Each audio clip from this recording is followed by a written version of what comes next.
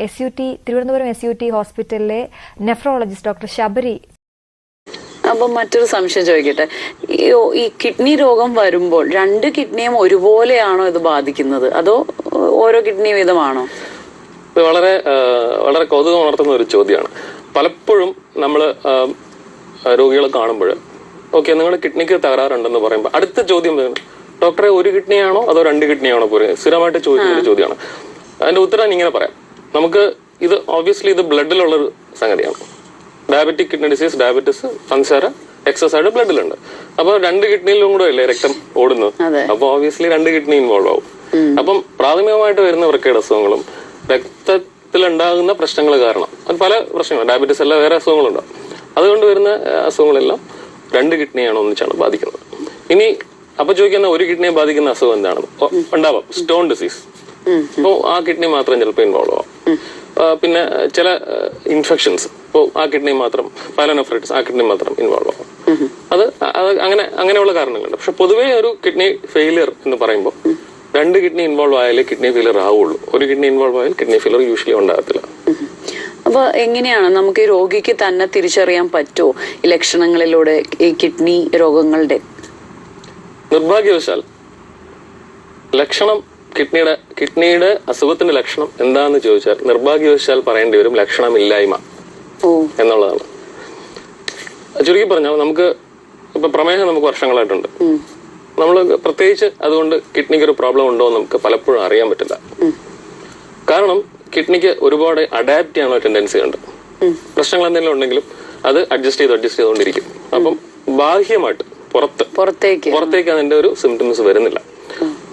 കുറച്ചുകൂടെ സിമ്പിൾ ആയിട്ട് പറഞ്ഞാൽ ഒരു കിഡ്നിയുടെ ഫംഗ്ഷൻ, കിഡ്നിയുടെ മൂത്രം ഉണ്ടാക്കുന്ന ജോലി, ഗ്ലോമറുലർ ഫിൽട്രേഷൻ റേറ്റ് എന്ന് പറയും, GFR ഒരു ഏകദേശം ഒരു 50% താഴുമ്പോഴാണ് നമുക്ക് ഈവൻ ബ്ലഡ് ടെസ്റ്റിലെ ക്രിയാറ്റിനിൻ പോലും കൂടുന്നത്. അത് കഴിഞ്ഞിട്ടേ പിന്നെ നമുക്ക് സിംറ്റംസ് വരുന്നുള്ളൂ. അപ്പം ഒരു ലക്ഷണങ്ങൾക്ക് വേണ്ടി നമ്മൾ കാത്തിരുന്നാൽ പലപ്പോഴും അത് വളരെ ലേറ്റ് സ്റ്റേജ്, വളരെ വൈകിയായി പോകും. ഉദാഹരണത്തിന് ഇപ്പം കാലിൽ നീര് വരുന്നു, ക്ഷീണം, അമിതമായിട്ട് ഛർദി, ഭക്ഷണം വേണ്ട, ഭയങ്കര ക്ഷീണം, താല്പര്യക്കുറവ്, വിളർച്ച, നടക്കുമ്പോൾ കിതപ്പ്, ഇതൊക്കെയാണ് ഒരു കിഡ്നിയുടെ അസുഖം കാരണം. അത് ഡയബറ്റിസ് കിഡ്നി ഡിസീസ് ആണെങ്കിലും അല്ലെങ്കിലും വരാവുന്ന ലക്ഷണങ്ങൾ. പക്ഷെ ഈ ലക്ഷണങ്ങളൊക്കെ വരുന്നത് മിക്കവാറും ഒരു കിഡ്നി ഫംഗ്ഷൻ ഏകദേശം ഒരു 60-70% കുറഞ്ഞതിന് ശേഷം ആയിട്ടാണ് വരുന്നത്. അപ്പം അതിന്റെ ഒരു തിരിച്ചാലോചിക്കുകയാണെന്നുണ്ടെങ്കിൽ അത് നമുക്ക് കണ്ടുപിടിക്കണമെന്നുണ്ടെങ്കിൽ നമുക്ക് നേരത്തെ ടെസ്റ്റ് ചെയ്തിട്ട് നമുക്ക് അറിയാൻ പറ്റും. നമുക്ക് ലക്ഷണങ്ങൾ വരെ വെയിറ്റ് ചെയ്യുന്നതിൽ ബുദ്ധിയല്ല.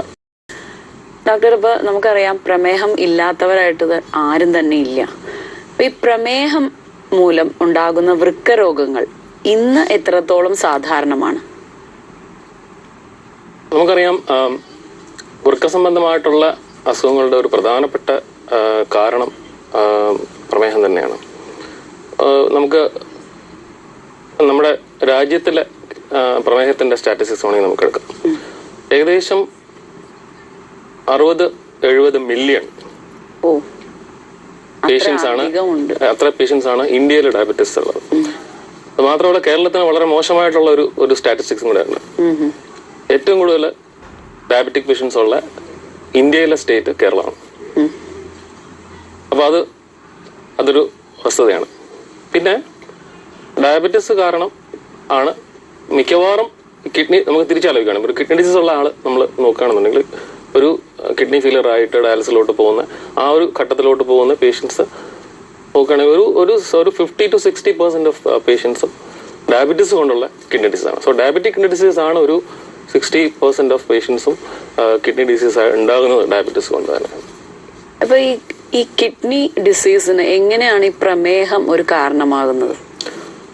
വളരെ ലളിതമായിട്ട് പറഞ്ഞാൽ ഡയബറ്റിസ് എന്ന് പറഞ്ഞാൽ എക്സസ് ആയിട്ട് നമ്മുടെ ബ്ലഡിൽ പഞ്ചസാര ഉണ്ട്, ഷുഗർ ഉണ്ട്. ദാറ്റ് മീൻസ് ഈ ബ്ലഡ് എല്ലാ അവയവങ്ങളിലോട്ടും സർക്കുലേറ്റ് എത്തുന്നുണ്ട്. കണ്ണിലുണ്ട്, ഹാർട്ടിലുണ്ട്, കിഡ്നിയിലുണ്ട്. അപ്പം ഈ ബ്ലഡ് സർക്കുലേഷൻ കൊണ്ട് ബേസിക്കലി കിഡ്നീസ് എന്ന് പറഞ്ഞാൽ ഒരു വിസർജിക്കാൻ ഉണ്ടാക്കി വെച്ചിരിക്കുന്ന ഒരു അവയവമാണ്. അപ്പം ഈ രക്തം മുഴുവൻ ഹാർട്ടിൽ അരിപ്പയാണ്, സിമ്പിൾ ആയിട്ട് പറഞ്ഞാൽ അരിപ്പയാണ്. അപ്പൊ ഈ ഹാർട്ടിൽ നിന്ന് വരുന്ന ബ്ലഡ് പമ്പ് ചെയ്ത് വരുന്ന ഹാർട്ടിൽ നിന്ന് വരുന്ന ബ്ലഡ് ഏകദേശം 25% എമൗണ്ട് കിഡ്നി കൂടെ ആണ് പോകുന്നത്. അതിന്റെ അർത്ഥം ഏകദേശം ഒരു 180 തൊട്ട് 200 ലിറ്റർ വരെ ബ്ലഡ് ഡെയിലി കിഡ്നി കൂടെ പോകുന്നുണ്ട്. ഇതിൽ നിന്ന് ഏകദേശം ഒരു 2 ലിറ്റർ മാത്രമാണ് അഴുക്കായിട്ട് മൂത്രമായിട്ട് കിഡ്നി പുറത്തോട്ട് കളയുന്നു. അപ്പം നമുക്ക് അറിയാം, ഇത്രയും ബ്ലഡ് സർക്കുലേഷൻ കിഡ്നി കൂടെ പോകുമ്പോൾ ബ്ലഡിലുള്ള പഞ്ചസാര ആ ചെറിയ ഗ്ലോമർലെസ് എന്ന് പറയും, ഇതാണ് കിഡ്നിയിലുള്ള ബേസിക് മൂത്രം ഉണ്ടാക്കുന്ന യൂണിറ്റ്.